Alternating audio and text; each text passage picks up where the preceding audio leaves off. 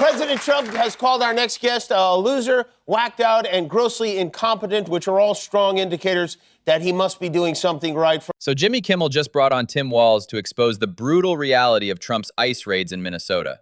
60 missing children, 2 dead civilians, 0 accountability.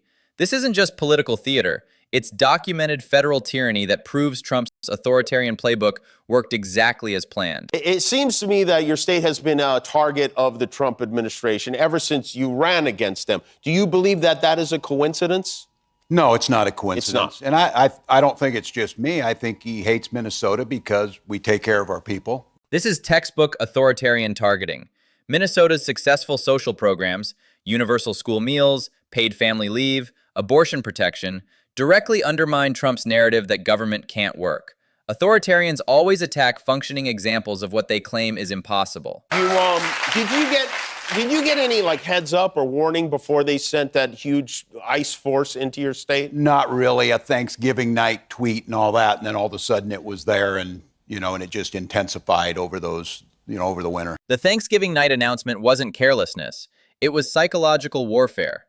Deploying 3,500 federal agents during family holidays maximizes terror and isolation. Classic shock doctrine.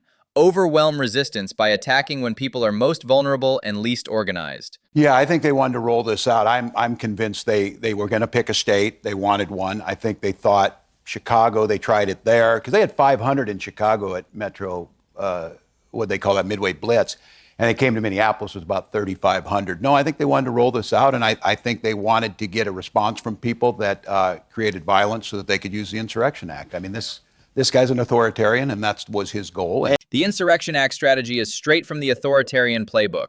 Deploy overwhelming force, commit atrocities, then wait for violent resistance to justify martial law. Trump needed Minnesotans to fight back so he could declare them terrorists and suspend civil liberties nationwide. 2 Minnesotans were killed by ICE officers.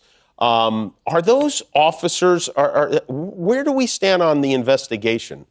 Well, they whisked them out of Minnesota. I assume they're working somewhere else, and there's countless other examples. They lied about the gentleman who was shot in the leg, and thank God for video.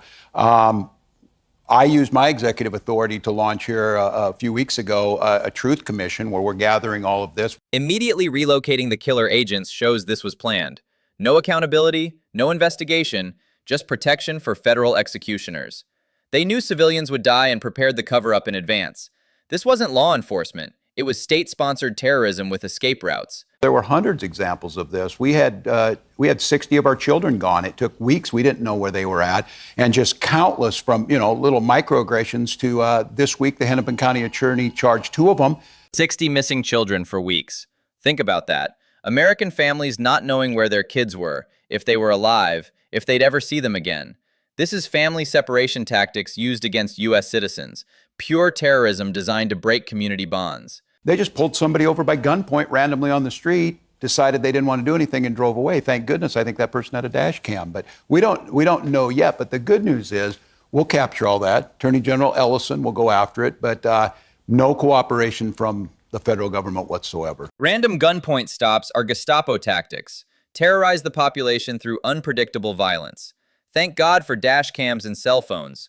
Video evidence is the only thing standing between citizens and complete federal impunity. Document everything. Your life depends on it. What a terrible message it sends to the ICE force. It's almost as if you can do anything you want and nothing's going to happen. Well, that's what they were told, and that's what they were hearing. I mean, the minute after it happened, DHS Secretary Noem was, you saw it with your own eyes, calling the folks terrorists, saying you could do whatever, and then they whisk them out of there and nothing happened. This is a very dangerous situation where the federal government literally weaponized against citizens, and nothing would happen. And I said this whole time, where are the don't tread on me people? Because we were sure the hell getting tread on in Minnesota. And where were the don't tread on me crowd when federal agents were literally treading on Minnesota? Their silence reveals the truth. They only oppose tyranny when it targets people they don't like. Federal jackboots were fine as long as they stayed in blue states. He used it as an excuse because it was a perfect thing to do to say there was fraud. Imagine that. Coming from this guy, he would know fraud where it was at. Yeah. So used it to... He's like Sigmund Fraud. Yeah. demonize the immigrant community, especially the Somali community. And I said what he was doing was the programs in Minnesota. Look, Using benefit fraud as pretext is classic authoritarian misdirection. Trump's the expert on fraud. 34 felony convictions, stolen classified documents, fake university. Project your crimes onto your targets, then use those accusations to justify violence against them. we pay more in than we get back to support red states that don't support their people. But they came in to try and destroy those programs. And, you know, that's again, Rich, destroy programs that don't help them by billionaires who commit this fraud. But no, it was an excuse for them to do it. Thank goodness the people of Minnesota showed the courage, stood up and pushed back. The irony is staggering. Minnesota taxpayers subsidize failing red states through federal taxes, then get attacked for actually using government to help people. Classic authoritarian pattern. Punish success, reward failure, destroy anything that proves your ideology wrong. How often do you speak to Kamala Harris? Every month or so. And when you guys talk, do you just get on the phone and go, yeah. Yes, That's kind of. begin each conversation? I said last time I was here, we were very hopeful. A lot has happened since then. And so, look, I'm grateful. She's out there. She's working it. And I have this theory that Donald Trump sucks up so much oxygen. We need to fill every single lane with good people who want to make sure people are fed, that we have health care, we don't fight stupid wars. Trump's oxygen-sucking strategy works perfectly. While he dominates every news cycle with outrage and chaos, normal leaders like Walz have to work twice as hard just to govern and protect their people. Chaos is the point.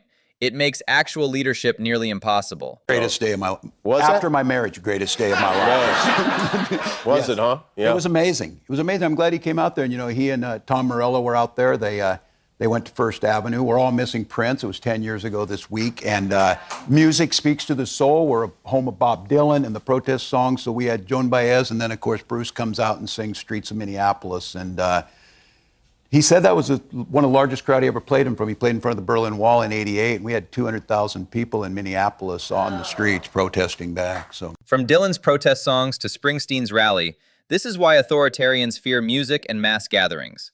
Art builds solidarity, shared purpose, collective resistance.